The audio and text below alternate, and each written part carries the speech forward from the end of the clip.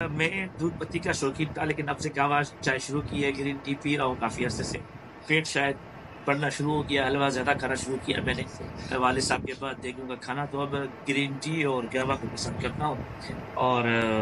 حلوہ ہو جائے تو پھر بہت مزہ آ جاتا ہے۔ جمعیت علماء اسلام سوشل میڈیا کے جتنے بھی احباب جمعیت علماء اسلام کی خدمت کر رہے ہیں سوشل میڈیا کی دنیا میں ان کو نہ صرف خراج تحسین پیش کرتا ہوں، بلکہ ان کی حوصلہ افزائی کرنا چاہتا ہوں، ان کو مبارکباد دینا چاہتا ہوں، ان کو ثابت قدم رہنے کی تلقین کرتا ہوں، اور ان سے درخواست کروں گا کہ پالیسیاں تنظیم میں بنتی ہیں، پالیسیاں تنظیمی اجلاسات میں بنتی ہیں، پالیسیاں جماعت کے جو عہدیداران ہیں وہ بناتے ہیں۔ ہم اگر گھر میں بیٹھ کر یا سوشل میڈیا پر بیٹھ کر حالات کو دیکھ کر یا دنیا کے اپنے نظریے کو دیکھ کر اگر ہم اپنی رائے قائم کریں وہ تو درست ہے، لیکن اگر اپنی رائے کو اپنی قیادت کے اوپر مسلط کریں یا جماعت کے کسی فیصلے کو ہم تکفیر کا نشانہ بنائیں تو پھر دشمنوں کو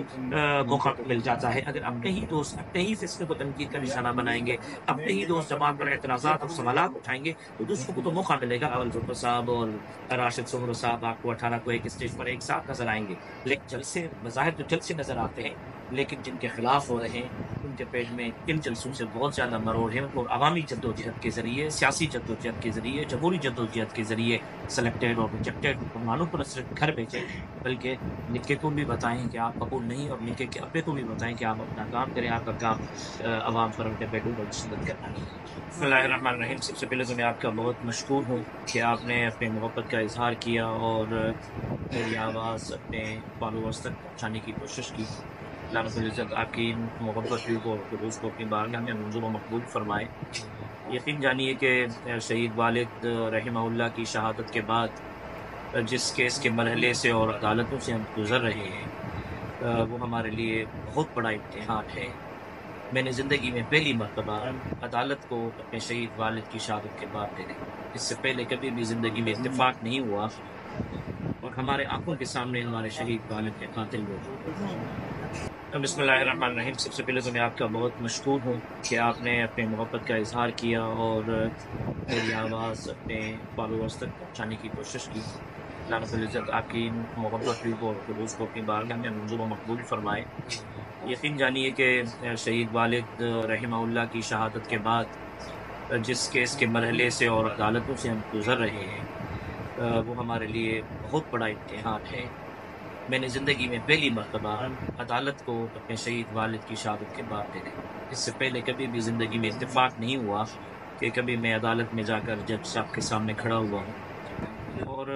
6 سال سے اس نومبر میں 6 سال مکمل ہو رہے ہیں۔ 29 نومبر 2014 سے لے کر آج تک ہر 15ویں دن حاضری ہو رہی ہے، کیس کی سماعت ہو رہی ہے، اور ہر 15ویں دن ہم عدالت میں ہوتے ہیں، یا میں جاتا ہوں بذات خود یا راشد بھائی تشریف لے جاتے ہیں،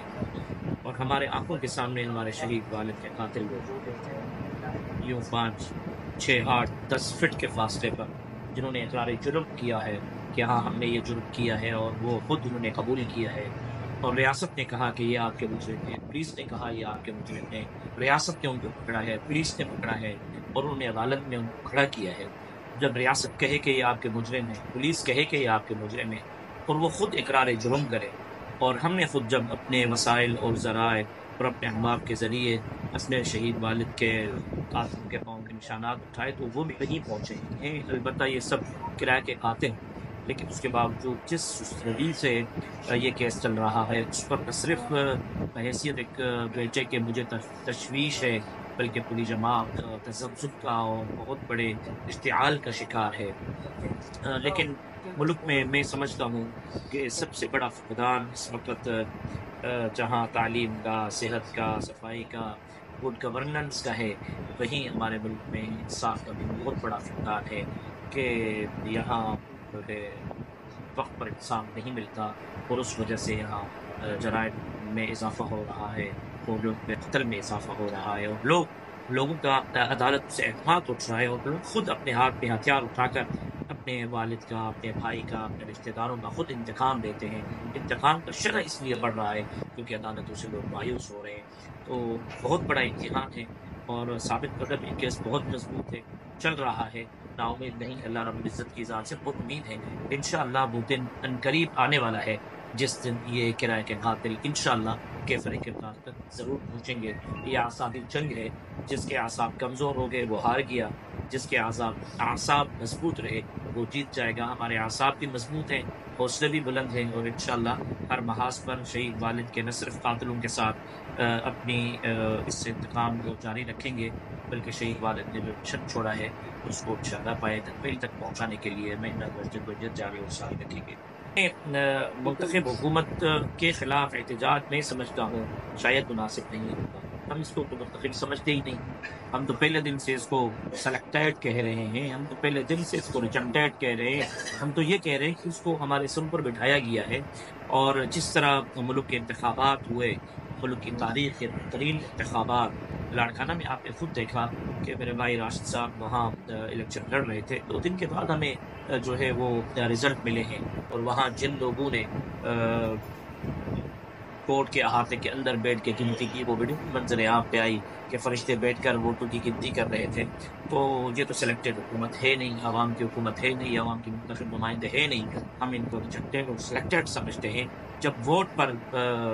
ڈاکہ ڈالا جائے گا اور عوام کی رائے پر ڈاکہ ڈالا جائے گا, عوام کی رائے کے برخلاف ان پر کوئی اپنی من پسند کے حکمران مسلط ہوں گے, تو پھر ان کے خلاف سیاسی راستے پر یہی ایک جدوجہد باقی رہتی ہے کہ آپ لوگوں پر نکلیں, عوام کو بیدار کریں, اور عوامی جدوجہد کے ذریعے, سیاسی جدوجہد کے ذریعے, جمہوری جدوجہد کے ذریعے سلیکٹڈ اور ریجیکٹڈ حکمرانوں پر صرف گھر بھیجیں, بلکہ نکے کو بھی بتائیں کہ آپ قبول نہیں, اور نکے کے ابے کو بھی بتائیں کہ آپ اپنا کام کریں. آپ کا کام عوام پر اپنے بیٹوں پر مسلط کرنا ہے. دیکھیں, آئین متحد اس وقت ہوگی جب آئین کے دائرۂ کار میں رہ کر یہ حکومت چل رہی ہو. یہاں تو آئین کی دھچیاں اڑائی جا رہی ہیں, قانون کی دھچیاں اڑائی جا رہی ہیں. یہاں تو آئین اور قانون نام کی کوئی چیز نظر نہیں آ رہی.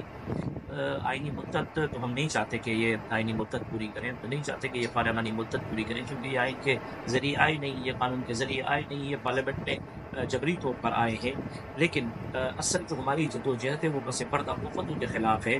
جو عوام کی رائے کو چوری کرتے ہیں, جو عوام کے ووٹ کو چوری کرتے ہیں, جو الیکشن کے بجائے سلیکشن کو ترجیح دیتے ہیں. اور اس وقت اس پوری موومنٹ کا, اس پوری تحریک کا, پی ڈی ایف کا انحصار اب اپوزیشن کی جماعتوں پر ہے. اگر وہ اس مرتبہ ثابت قدمی سے کام لیتے ہیں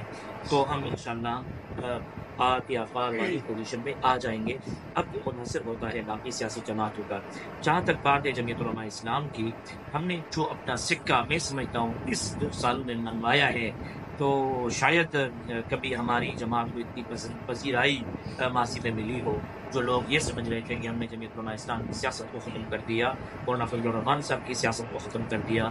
آج وہ دیکھ رہے ہیں کہ حقیقی معنوں میں اگر کوئی سیاسی لیڈر ہے تو وہ حضرت مولانا فضل الرحمان صاحب دامت برکاتہ عالیہ ہیں, اور حقیقی معنوں میں اگر اس پر کوئی سیاست کر رہا ہے تو وہی مولانا فضل الرحمان صاحب ہے. یہ بحث ہے, اصل بنیاد ہے عوام کو متحرک کرنا, عوام کو بیدار کرنا, اور عوامی قوت کا مظہر اور مثال یہ جلسے ہوا کرتے ہیں. آپ عوام کو کس طرح اپنا ہم خیال بنائیں گے, آپ عوام کو کس طرح اپنا ہم نظریہ بنائیں گے, آپ لوگوں کو کس طرح اپنا ہم فکر بنائیں گے, اور آپ اپنی اسٹرینتھ کس طرح شو کریں گے. یہ ظاہر جلسے ہی ہے جو عوامی قوت کہلاتے ہیں, اور اسی عوامی قوت سے حکومتیں بنتی بھی ہیں, اور اسی عوامی قوت سے حکومتیں گرتی بھی ہیں. تو یہ جلسے بظاہر تو جلسے نظر آتے ہیں, لیکن جن کے خلاف ہو رہے ہیں ان کے پیٹ میں ان جلسوں سے بہت زیادہ مروڑ ہے. اور آپ دیکھیں گے کہ یہ جلسے انشاءاللہ اس ملک میں نئے نظام اور آئین کی بالادستی اور قانون کی بالادستی کے لیے انشاءاللہ سنگ میل ثابت ہوں. دیکھیں, یہاں شروع سے اگر آپ جمعیت علماء اسلام سندھ کی سیاست کو دیکھیں, ہمارے شہید والد نے بھی یہاں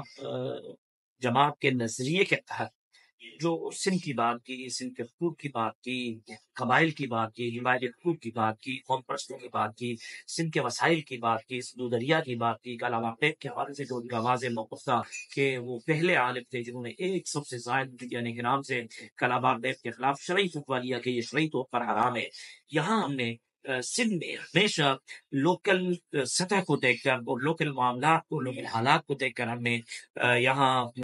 اپنی سیاست کی ہے. مرکزی ملک کی سیاست میں اور علاقائی سیاست میں زمین آسمان کا فرق ہوا کرتا ہے. ملک کی سیاست میں حضرت مولانا فضل الرحمان صاحب کے ہر حکم کے ہم پابند رہیں گے اور رہیں گے. تو علاقائی سیاست کو نہیں کہ مروں گے منتیں، لیکن میں مشکور ہوں اپنے قائد کا کہ انہوں نے سندھ کے حالات کو مد نظر رکھتے ہوئے ہمیں یہاں کے حالات کے مطابق اپنی آواز بلند کرنے، الیکشن لڑنے اور سیاسی ماحول میں رہنے کی اجازت دے رکھی ہے.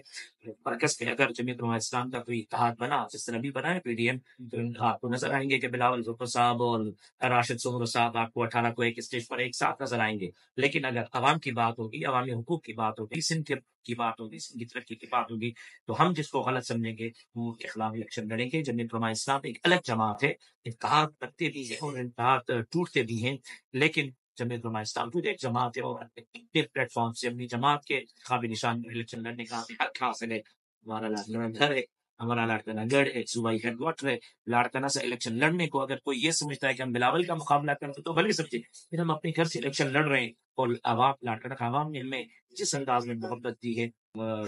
صورت میں ہم نہیں بلا سکتے. حالانکہ اکثریت وہاں ہماری نہیں ہے، پیپلز پارٹی کی ہے، لاڑکانہ پیپلز پارٹی کا گھر بھی ہے اور گڑھ بھی ہے، لیکن اس کے باوجود لوگوں نے جو اعتماد کا اظہار کیا ہے، ہم کبھی بھی لوگوں کے اعتماد کو ٹھیس نہیں پہنچائیں گے. علاقائی سیاست اپنی جگہ پہ، ملک کی سیاست اپنی جگہ پہ، اور ہم ملک کی سیاست میں انشاءاللہ کھڑے رہیں گے. دیکھیے اس وقت اگر آپ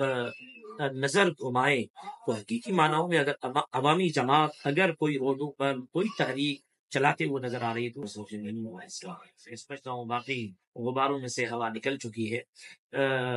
کراچی کے پی ڈی ایم کا جلسہ نہ صرف سندھ کی تاریخ کا سب سے بڑا جلسہ ہوگا بلکہ خالصان کی تاریخ کا بڑا جلسہ ہوگا.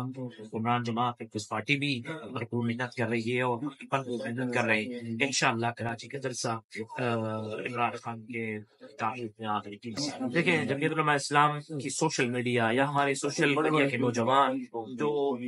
فیس بک پر، ٹویٹر پر، واٹس ایپ پر، یوٹیوب پر جماعت کی خدمت سے انجام دے رہے ہیں، اس موجودہ حالات میں وہ جماعت کا سرمایہ ہے. میں ان کو جماعت کا سرمایہ سمجھتا ہوں. جس انداز میں چونکہ اب جو ہے وہ میڈیا کا دور ہے، سوشل میڈیا کا دور ہے، ڈیجیٹل دور ہے. اس وقت ہر ہاتھ میں موبائل ہے اور ہر ایک آدمی موبائل کے ذریعے پیغام کو سنتا ہے اور چند منٹوں کے اندر آپ کی بات پوری دنیا تک پہنچ جاتی ہے. جمعیت علماء اسلام سوشل میڈیا کے جتنے بھی احباب جمعیت علماء اسلام کی خدمت کر رہے ہیں سوشل میڈیا کی دنیا میں ان کو نہ صرف خراج تحسین پیش کرتا ہوں بلکہ ان کی حوصلہ افزائی کرنا چاہتا ہوں، ان کو مبارکباد دینا چاہتا ہوں، ان کو ثابت قدم رہنے کی تلقین کرتا ہوں اور ان سے درخواست کروں گا کہ پالیسیاں تنظیم میں بنتی ہیں، پالیسیاں تنظیمی اجلاسات میں بنتی ہیں، پالیسیاں جماعت کے جو عہدیداران ہیں وہ بناتے ہیں. ہم اگر گھر میں بیٹھ کر یا سوشل میڈیا پر بیٹھ کر حالات کو طے کر یا دنیا کے نظریے کو طے کر اگر ہم اپنی رائے قائم کریں وہ تو درست ہے، لیکن اگر اپنی رائے کو اپنی قیادت کے اوپر مسلط کریں یا جماعت کے کسی فیصلے کو حق تک کا نشانہ بنائیں تو پھر دشمنوں کو